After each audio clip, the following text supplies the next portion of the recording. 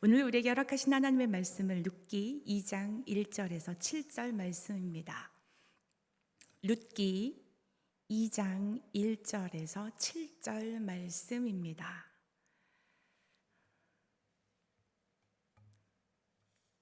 우리 서로 교독하도록 하겠습니다. 나오미의 남편 엘리멜렉의 친족으로 유력한 자가 있으니 그의 이름은 보아스더라. 모압 여인 룻이 나오미에게 이르되 원하건대 내가 밭으로 가서 내가 누구에게 은혜를 입으면 그를 따라 이삭을 줍겠나이다 하니 나오미가 그에게 이르되 내 따라 갈지어다 하매 룻이 가서 베는 자를 따라 밭에서 이삭을 줍는데 우연히 엘리멜렉의 친족 보아스에게 속한 밭에 이르렀더라. 마침 보아스가 베들레헴에서부터 와서 베는 자들에게 이르되 여호와께서 너희와 함께 하시기를 원하노라 하니 그들이 대답하되 여호와께서 당신에게 복 주시기를 원하나이다 하니라. 보아스가 베는 자들을 거느린 사원에게 이르되 이는 누구의 소녀냐 하니 베는 자를 거느린 사원이 대답하여 이르되 이는 나오미와 함께 모압 지방에서 돌아온 모압 소녀인데 함께 봅니다. 그의 말이 나로 베는 자를 따라 단 사이에서 이삭을 줍게 하소서 하였고 아침부터 와서는 잠시 집에서 쉰 외에 지금까지 계속하는 중이니이다. 아멘. 요즘 우리에게 내면에 흐르는 감정을 밖으로 들추어 보면 불안이라는 감정들이 상당히 많은 부분을 차지하고 있지 않을까 싶습니다. 불안의 원인들은 조금씩 다를 수 있지만 건강을 위협하는 여지들이 아직도 사그러들지 않았고 일용직에 종사하는 분들이 일거리가 없어서 경제적으로 버티기 어려운 그런 실정이 있고 준비하고 있는 취업이나 시험들까지 불안정하기 때문에 그렇습니다.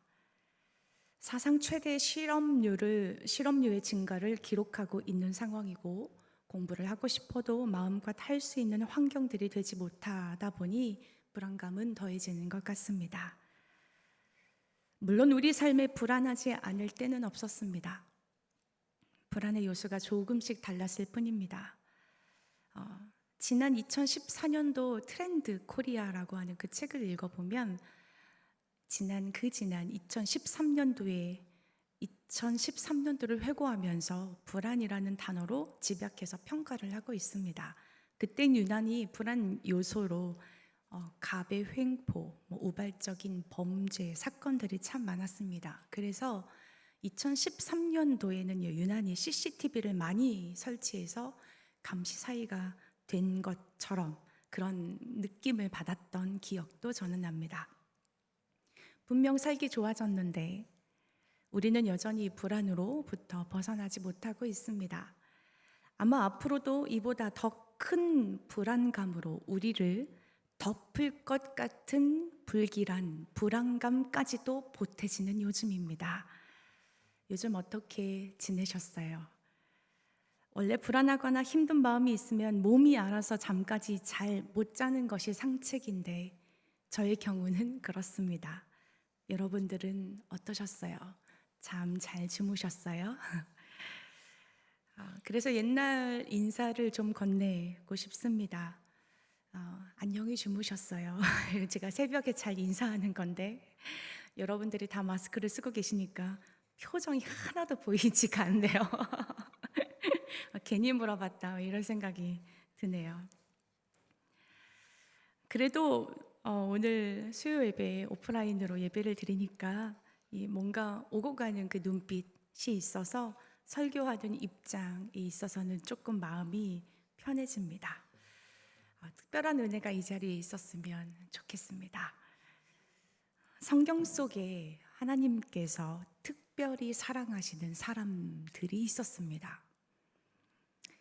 이들을 괴롭히거나 힘들게 하면 내가 가만두지 않겠다라고 하시면서 든든한 버팀목으로 무조건 지지해주는 그런 불효입니다. 그들이 누구냐면 객, 고아, 과부, 홀로 사는 여인들입니다.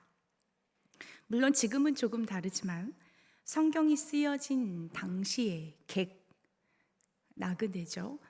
고아 그리고 과부는요, 기본적으로 벌어먹고 살 수 있는 상황, 형편이 아니었기 때문에 그렇습니다.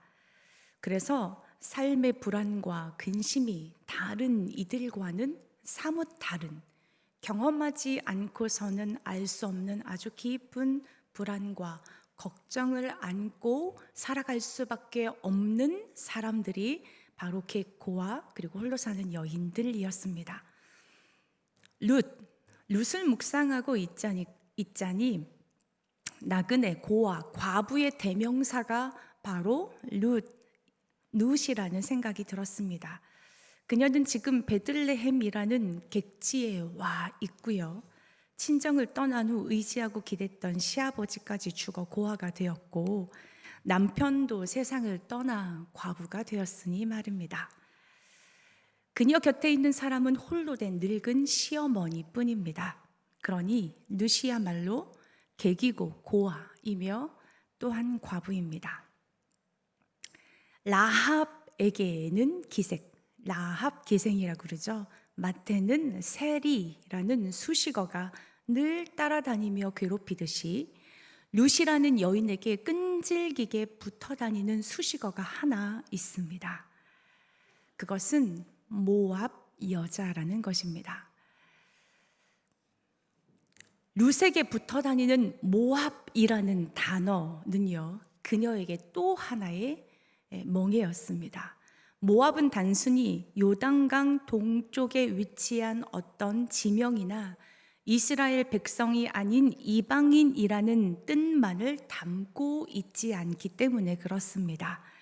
모압 속에는요, 모압이라고 하는 그 단어 속에는 저주받은 민족의 후예라는 뜻이 담겨 있습니다. 때문에 히브리 민족이 가진 집단적이고 율법적인 사고에 따르면 모압은 아무리 발버둥 치고 애를 써도 축복받을 수 없는 존재이고 구원받을 수 없는 존재라는 뜻입니다. 그런 모압 여인이 낯선 땅 베들레헴에 들어왔습니다. 주변 사람들은 그를 보며 수군될 것이 뻔합니다. 아는 사람도 한 사람도 없습니다. 일할 것도 없고 가진 것도 하나도 없습니다. 자신을 반겨줄 사람도 없습니다. 그야말로 nothing, 아무것도 없습니다. 무엇을 말하고 싶냐면 룻은 어쩌면 극도의 불안을 느낄 수밖에 없는 상황이었다라는 것입니다. 자기 소유의 밭 한 평도 없는 그 현장에서 그녀는 남들이 추수한 뒤에 남겨진 보리 이삭을 줍고 있습니다. 정말 초라하고 정말 자존심 상하는 볼품 없는 모습이었습니다. 그러나 패배자의 삶으로 주저앉아 있지 않았습니다. 불평하지 않았습니다. 자신의 딱한 처지를 한탄하지 않았습니다.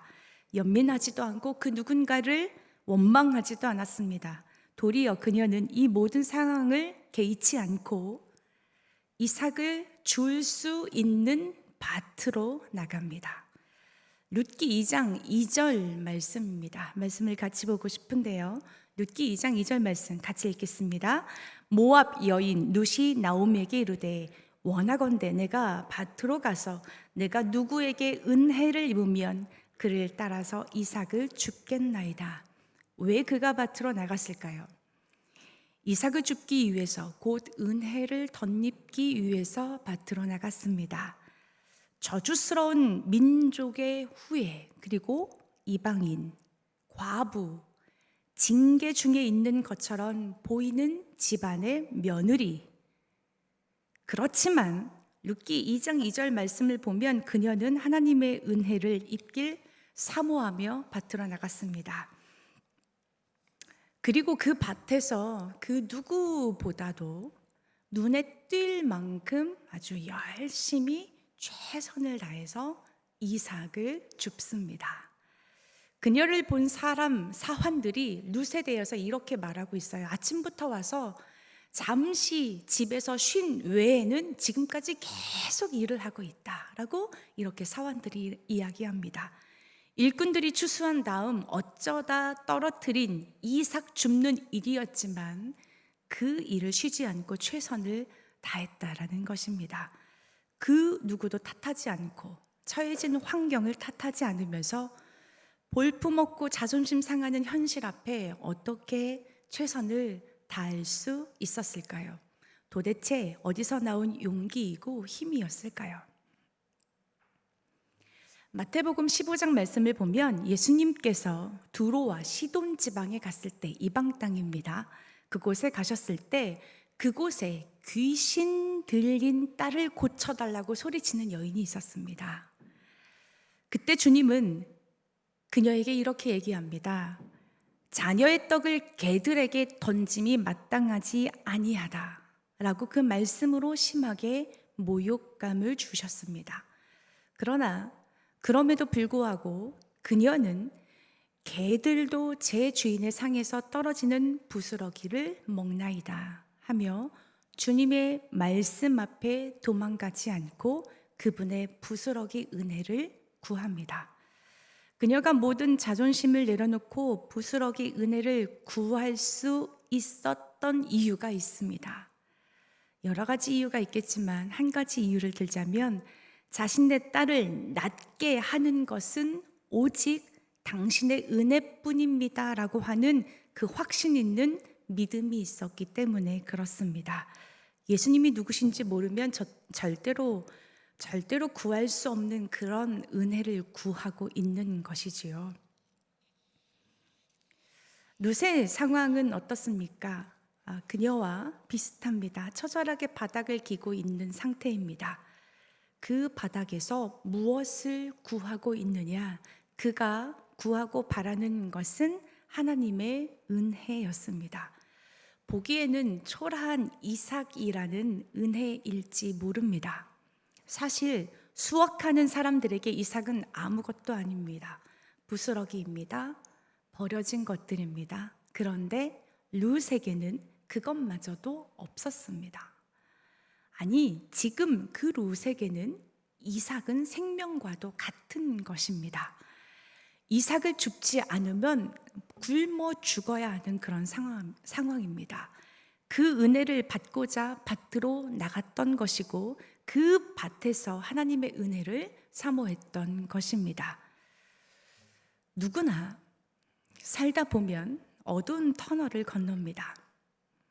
어두운 터널을 건널 때 회피하고 싶고 부인하고 싶고 현실을 받아들일 수 없어서 엎어져서 일어날 생각조차 못할 때가 많이 있습니다. 한 번쯤은 모두 다 포기하고 싶다라는 생각을 해보지 않은 사람은 없을 것입니다. 그렇게 긴 어둠의 터널을 지날 때 여러분들은 그 순간을 어떻게 버텨내셨습니까? 그 어둠의 터널을 건널 때 그 상황을 버틸 수 있는 힘은 오직 그분의 은혜를 사모할 때만 가능했던 것이 아닙니까? 지금이 조금 서럽고 원통하고 힘들더라도 도저히 인정할 수 없고 이해가 되지 않는 상황일지라도 그분의 은혜를 사모하는 자에게 은혜를 베푸시고 은혜 베푸시는 그분은 선하시다는 사실을 믿는다면 그 상황을 조금은 버틸 수 있는 힘이 생기게 되는 것입니다. 한 달 전에 일어난 사건일까요? 저희 교회학교 친구가 교통사고를 아주 심하게 다쳤습니다. 그래서 지금도 병원에 있습니다. 수술조차 할 수 없는 그런 상황입니다. 그 어머니에게 해줄 수 있는 말은 솔직히 아무것도 없습니다. 그런데 그분과 그 가족과 제가 말하고 있는 것은 이것입니다. 우리가 아무것도 할 수가 없습니다라는 거. 할 것이 없다라는 거. 오직 우리한테 필요한 것은 그분의 은혜를 구하는 것뿐이다. 우리 겸손하게 하나님의 은혜를 지금 이 시간 구하자. 분명한 것은요, 우리의 인생은 눈앞에 보이는 것이 전부가 아니고 지금 우리의 모습이 우리 인생의 결론도 아니라는 것입니다. 우리의 인생의 결론은 하나님 앞에 설 그때입니다. 그분의 은혜가 지속되는 한, 그리고 그 은혜를 믿고 사모하고 있는 한, 우리의 마지막은 그분의 은혜로 분명 감사의 고백을 올려드릴 수 있을 것입니다. 그러므로 우리는 엎드려 그분의 은혜를 끊임없이 간구해야 합니다. 왜냐하면 오직 우리는 그분의 은혜만이 살 길이기 때문에 그렇습니다. 모세가 이스라엘 백성들이 금송아지를 만들어 죄를 범했을 때 모세가 하나님께 은혜를 구합니다. 그분의 영광을 보기를 원합니다. 그때 하나님께서 모세에게 해주신 말씀이 있습니다. 은혜 베풀 자에게 은혜를 베풀고 긍휼히 여길 자에게 긍휼을 베푸느니라. 하나님이 보시기에 룻은 은혜를 덧입을 자였고 긍휼히 여김을 받을 자였습니다. 그런 룻에게 하나님이 어떻게 은혜와 긍휼을 베푸시는가? 룻기 2장 3절 말씀 같이 한번 보고 싶은데요. 룻기 2장 3절입니다. 같이 시작. 룻이 가서 베는 자를 따라 밭에서 이삭을 줍는데 우연히 엘리멜렉의 친족 보아스에게 속한 밭에 이르렀더라. 여기서 우연히라는 단어를 놓치지 마십시오. 넓은 들판이 펼쳐져 있는데 베들레헴은 무척 생소한 지역이었습니다. 그런데 그 넓은 보리밭 가운데 보아스의 밭으로 룻이 들어갔던 것입니다. 성경은 이것을 우연이라고 표현하였습니다. 그러나 정말 우연이었을까요? 그 다음 절 4절 말씀을 보면은요, 마침 보아스가 베들레헴에서부터 와서 베는 자들에게 이르되 여호와께서 너희와 함께 하시기를 원하노라 하니 그들이 대답하되 여호와께서 당신에게 복 주시기를 원하나이다 하니라 말씀이 있어요. 2장 4절에 마침 보아스가, 룻이 넓게 펼쳐진 밭 가운데 우연히 보아스의 밭으로 들어갔지 않습니까? 그런데 그때 마침 보아스가 그 밭에 오게 된 것입니다. 이것이 과연 우연이라고 말할 수 있을까요? 하나님을 믿고 신뢰하는 우리에게는 우연은 없습니다. 그때 마침도 없습니다. 모든 사건 속에는 하나님의 세밀하신 손길만 있을 뿐입니다. 하나님의 은혜는 초자연적으로만 나타나는 것이 아닙니다. 하나님의 은혜는 우리의 삶의 현장에서 보일 듯 말 듯 무척 자연스럽게 나타납니다. 주어진 삶의 현장, 일터를 통해서 주님은 은혜를 베푸신다라는 것입니다. 우연히 그 밭에서 룻처럼 최선을 다하고 있을 때 하나님은 그 현장에서 최선을 다하고 있는, 성실하게 그 일을 감당하고 있는 그녀를 그냥 지나치지 않았습니다. 우연히 마침 그렇게 불현듯 은혜를 쏟아 부으시는 분이 바로 누구시냐? 우리 하나님이시라는 것입니다. 삶의 자리에서 최선을 다하고 있는 여러분에게 룻에게 임한 은혜가 동일하게 임하였으면 좋겠습니다. 룻기 2장을 보면은요, 불현듯 등장하는 인물이 한 사람 있습니다. 보아스입니다. 보아스가 누구입니까? 룻기 2장 1절 말씀 보면 나오미의 남편 엘리멜렉의 친족으로 유력한 자가 있으니 그의 이름은 보아스더라 그래요. 여기 유력한 자는요, 구속자라는 뜻을 내포하고 있습니다. 현재 룻은 자신을 구속해 줄 사람이 절실히 필요한 사람입니다. 그런 룻 앞에 보아스가 등장한 것입니다. 고대 이스라엘에 고엘 제도라는 것이 있었습니다. 고엘 제도라는 것은 고대 이스라엘 백성이 노예로 끌려가게 되었을 때 그를 구해주거나 남편이 죽었을 때 대를 잇도록 도와주거나 돈이 없어 빚을 갚지 못할 때 대신 갚아주는 행위를 말합니다. 그런 일을 하는 사람을 유력한 자라고 불렀습니다.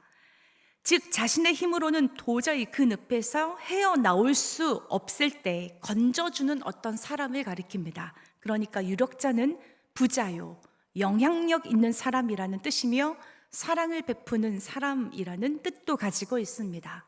본문에 등장하는 보아스는 과연 누구를 상징하고 있을까요?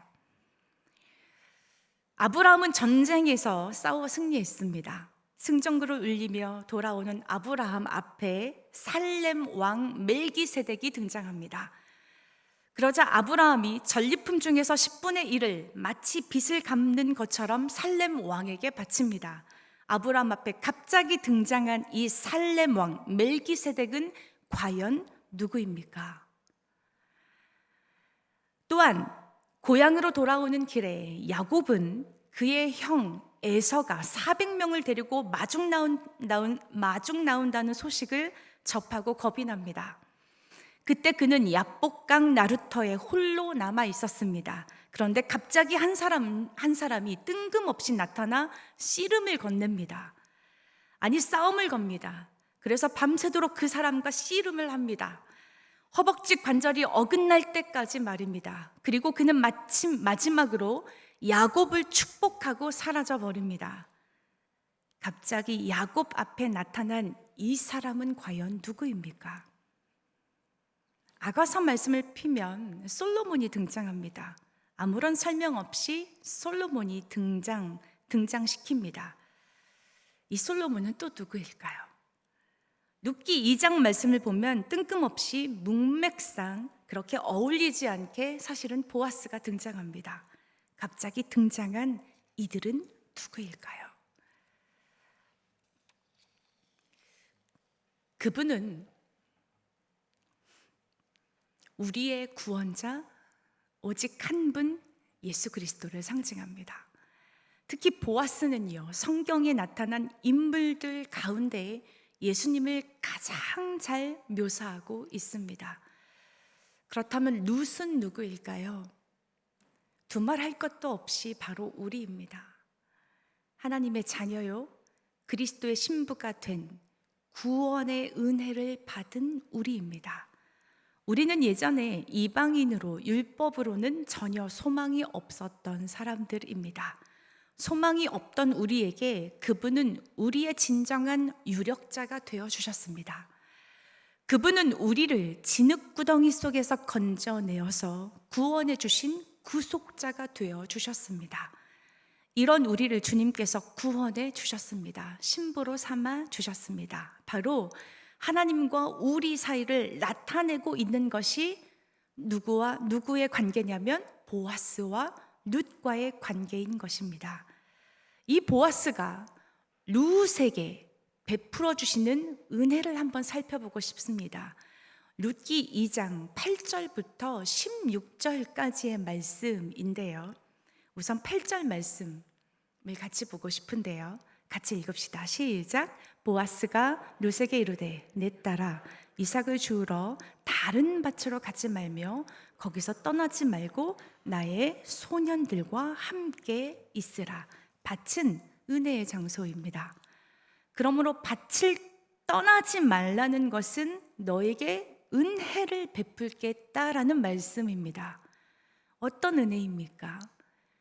이삭을 연상하면 그 보리 이삭을 연상하면 먹을 것, 어떤 만족, 우리의 절대적으로 필요한 것들을 채워주시겠다라는 거예요.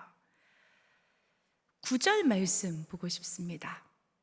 시작. 그들이 베는 밭을 보고 그들을 따르라. 내가 그 소년들에게 명령하여 너를 건드리지 말라 하였느니라. 목이 마르거든 그릇에 가서 소년들이 길러온 것을 마실지니라. 소년들에게 명령하여 너를 건드리지 말라고 당부해 놓았습니다. 무슨 말입니까? 너를 보호해 주겠다라는 거예요. 지켜주겠다라는 거예요. 목이 마르면 마시라. 목마름을 채워주시는 분이 바로 보아스였죠. 하나님이라는 거예요. 이렇게 은혜를 베풀겠다라는 것입니다. 그때 이렇게 은혜를 베풀어 주시는 그 보아스 앞에 룻이 이렇게 묻습니다. 저는 이방 여인인데 당신이 어찌하여 내게 이렇게 은혜를 베푸십니까? 라고 이렇게 의아해하며 묻습니다. 그때 보아스가 이렇게 얘기합니다. 룻기 2장 11절 말씀입니다. 같이 읽읍시다. 시작. 보아스가 그에게 대답하여 이르되 내 남편이 죽은 후로 내가 시어머니에게 행한 것과 내 부모와 고국을 떠나 전에 알지 못하던 백성에게도 온 일을 내게 분명히 알려졌느니라. 너에게 네가 시어머니에게 행한 것, 그리고 너가 부모와 고국을 떠나 알지 못하는 백성에게로 온 것, 이것 때문에 은혜를 베풀고 있거든요. 도대체 이 말씀이 무슨 말씀일까요? 모압 땅에 있는 것들을 버리고 왔다라는 거죠. 죄를 짓는 통로를 끊고 어릴 적부터 보호왔던 우상들을 내버리고 그곳에 음란한 것들로부터 떠나서 하나님의 은혜가 있는 곳, 하나님을 섬기는 땅으로 온 것을 지금 칭찬하고 있는 것입니다. 사실 베들레헴 땅으로 온 것도 전적인 하나님의 은혜이지 않습니까? 마음을 주신 것도, 그 발걸음을 인도해 주신 것도. 그러나 그럼에도 불구하고 이 모든 일, 그냥 너가 베들레헴까지 왔다라는 그 자체, 이 모든 것들을 룻이 행한 일로 이야기하며 크게 칭찬하고 높이고 있는 것입니다. 룻기 2장 12절 말씀입니다. 이렇게 다시 한번 축복하는데 룻기 2장 12절 말씀 보겠습니다. 같이 읽읍시다.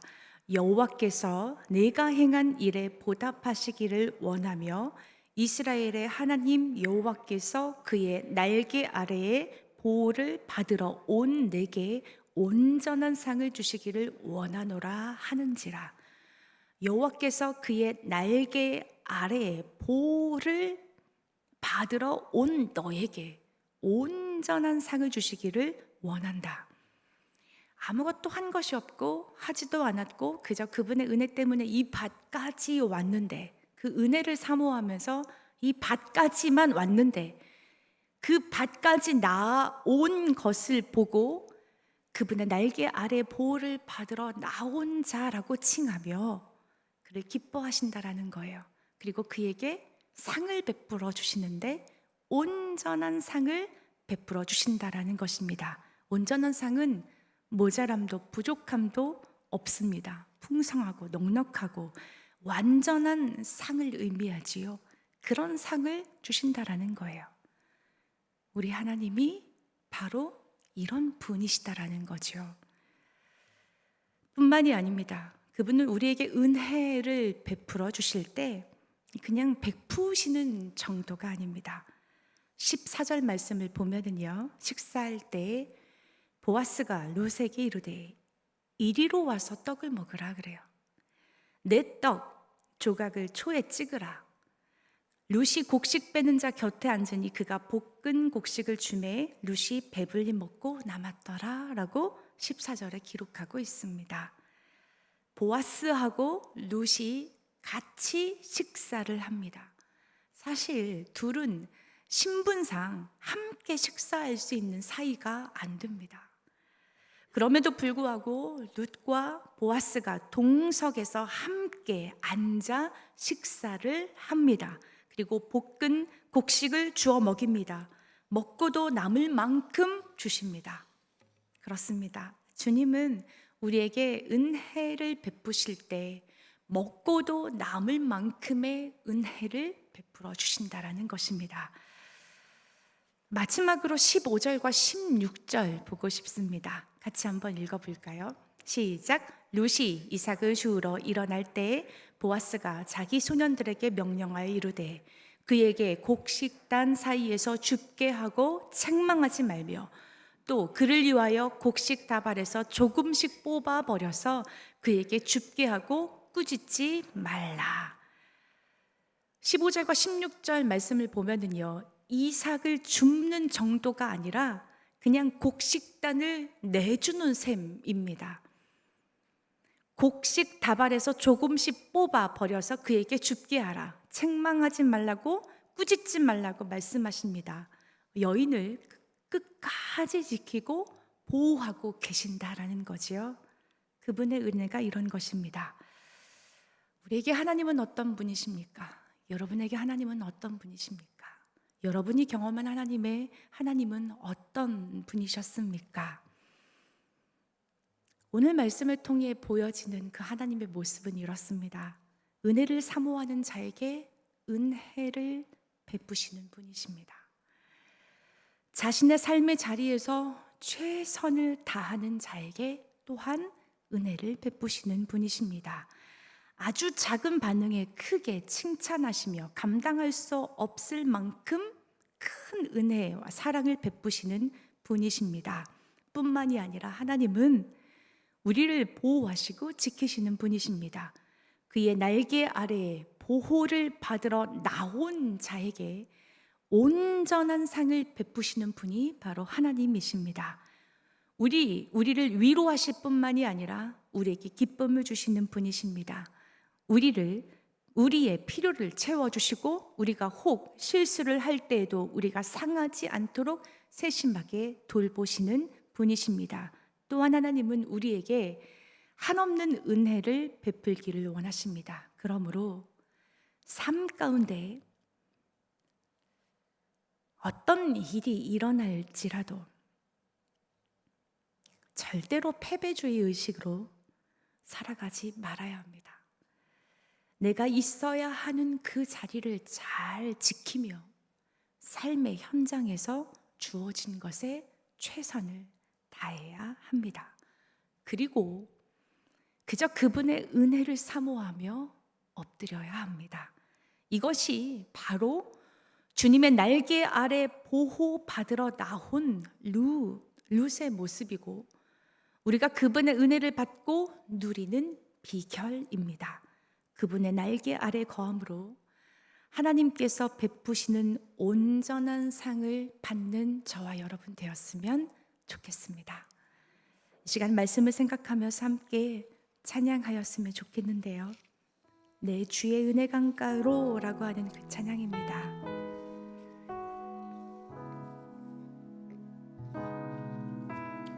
목마름이 없고 풍성한 은혜를 베푸시는 그 은혜의 강가로 나를 인도해 달라고 하는 그 고백으로 이 찬양을 올려드렸으면 좋겠습니다.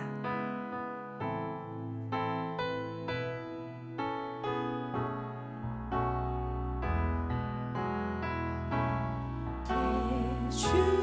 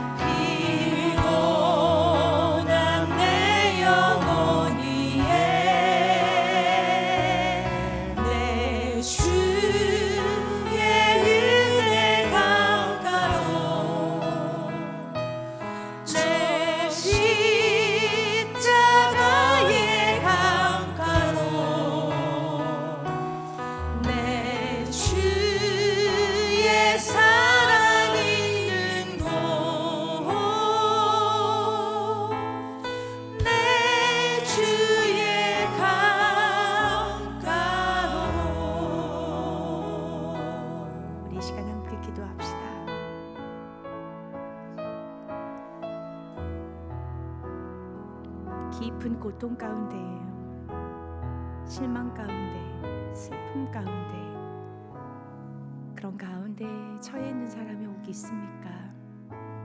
그 가운데서도 은혜 베풀기를 원하시는 그 하나님을 보시기를 원합니다. 선한 하나님께서 그분의 때, 그분의 방법으로 온전하게 그 모든 문제들을 해결할 수 있도록, 해결될 수 있도록 그분의 은혜를 사모하며 함께 기도하기를 소망합니다. 여러분들이 가지고 있는 그 기도 제목들을 그 하나님께 내어 맡기는, 의뢰하는, 철저히 의지하되 철저히 의지하는 그런 기도를 올려드리는 시간 되었으면 좋겠습니다. 우리 함께 기도합시다. 사랑하는 주님, 당신의 은혜를 사모하며 밭으로 나간 룻의 모습을 우리가 봅니다. 원하시면 하나님께서 나에게 은혜를 베풀어 주실 거라고 하는 그 믿음으로 그 은혜의 밭으로 나간 룻, 그의 모습을 우리가 본받기를 원합니다. 상황이 앞뒤가 다 막히고 근심 가운데 어떻게 살아가야 할지 그 두려움 가운데 그가 처해 있었지만 그런 거 아랑곳하지 않고 은혜를 사모하며 밭으로 나간 그 룻처럼 하나님, 이 시대에 하나님의 은혜가 필요한 자들이 이곳에 있고 하나님의 은혜를 절실하게 구하고 찾는 자들이 참 많이 있사오니 저들의 구함 가운데 하나님 은혜를 베풀어 주시기를 소망합니다. 사랑하는 주님, 불러주신 그 자리에서, 밭에서 우연히 마침 보아스를 만나게 하셨던 것처럼 하나님께서 우연히 마침 그 하나님의 은혜 가운데 우리의 삶들을 이끌어 주셔서 그 하나님의 한량없는 그 은혜를 우리가 경험하는 자들이 될 수 있도록 여호와여 축복하여 주시옵소서. 하나님, 우리에게 믿음을 허락하여 주십시오. 주님을 믿는 그 믿음을 허락하여 주십시오. 주님께 나아가면 주님께서 이 문제들을 해결해 주실 뿐만이 아니라 주님께 이 모든 문제를 해결해 주실 그 분이 하나님이시며 우리의 삶의 주관자 되신 분이 하나님이심을 믿는 믿음을 우리 가운데 더하여 주시옵소서. 주님, 그 믿음으로 살기를 소망합니다.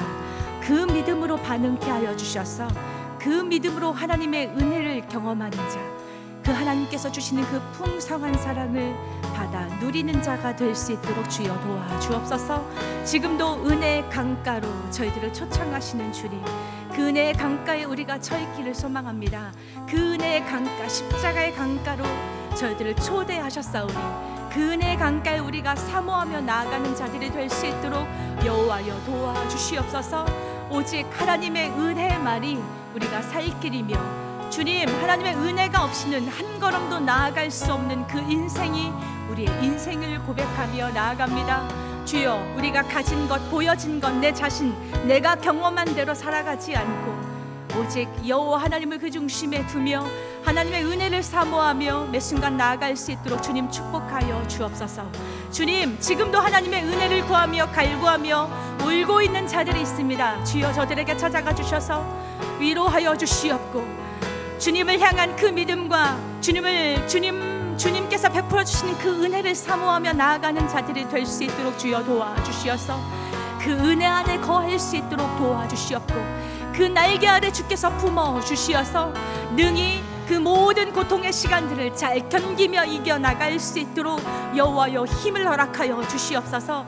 그래서 하나님의 때에 하나님의 것으로 만족함을 주시는 그 하나님, 모든 필요를 채워주시는 그 주님, 모든 궁핍함에서 벗어나게 하시는 그 하나님의 그 사랑, 그 은혜를 온전하게 경험하는 자들이 될 수 있도록 주여 도와주시옵소서.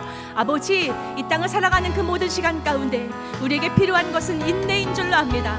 잘 인내케 하여 주시어서 마지막까지 잘 견디는 자가 될 수 있도록 주여 도와주시어서 주님의 그 날개 아래 은혜를 사모하는 자들이 될 수 있도록 주여 도와주시어서 주님 앞에 서는 날 온전한 상으로 여호와 하나님께 칭찬받는 삶이 될 수 있도록 주님 저희들의 삶을 축복하여 주옵소서.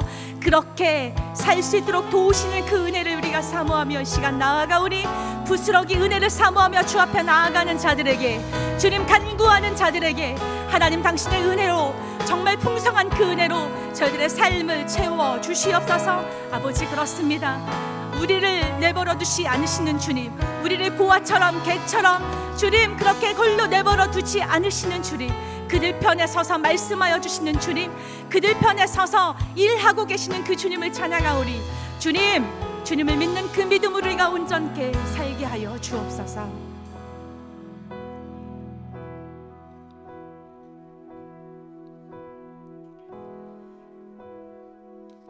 사랑하는 주님,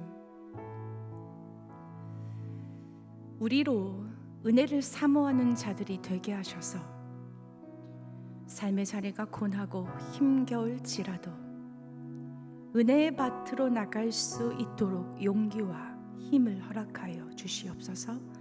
무엇보다 서 있는 그 자리에서 신실하게 정직하게 최선을 다해 주의 일을 잘 감당할 수 있도록 도와주시고, 우리가 있어야 하는 자리를 묵묵히 잘 지킴으로 베풀어 주시는 하나님의 은혜를 받는 자들이 될 수 있도록 인도하여 주옵소서. 주님, 우리는 주님의 은혜가 필요한 자들입니다. 우리로 겸손하게 하셔서 당신의 은혜가 아니면 안 됩니다. 부스러기 은혜라도 나에게 허락하여 주십시오 라고 하는 그 마음으로 그 주님의 은혜를 사모할 수 있도록 도와주시고, 이삭과 같은 그 은혜, 차고도 넘치도록 부으시는 그 하나님의 은혜를 경험할 수 있도록 도와주옵소서. 우리가 이 세상을 살아가면서 다른 것을 의지하는 것이 아니라 오직 주의 날개 아래 보호받으러 나온 룻처럼 하늘의 것, 하나님의 것, 그 하나님께서 주실 은혜들을 사모하며 이 땅을 살아갈 수 있도록 도와주옵소서. 지금도 고통 가운데서 힘겹게 사투를 벌이며 힘겹게 견디고 있는 자들이 있습니까? 고통 가운데 있는 자들이 있습니까? 눈물 가운데 있는 자들이 있습니까? 하나님, 저들에게 찾아가 주셔서 그 눈물을 닦아주시고 일어날 수 있는 힘을 허락하여 주시옵고, 날마다 새롭게 하시는 그 은혜 아래 거할 수 있도록 저들에게 은혜를 베풀어 주시옵소서. 이제는 하나님의 놀라우신 사랑과 예수 그리스도의 그 은총과 지금도 살아 역사하셔서 우리와 함께 하시는 그 성령님의 그 능력이 당신의 은혜를 사모합니다. 부스러기 은혜, 그 은혜를 사모하며 나아가오니 우리에게 은혜를 베풀어 주시옵소서 라고 고백하며 나아가는 하나님의 거룩한 사람들 머리 위에, 저들의 삶의 자리 위에, 그 현장 위에 지금부터 영원토록 함께 하시기를 간절히 축원합니다.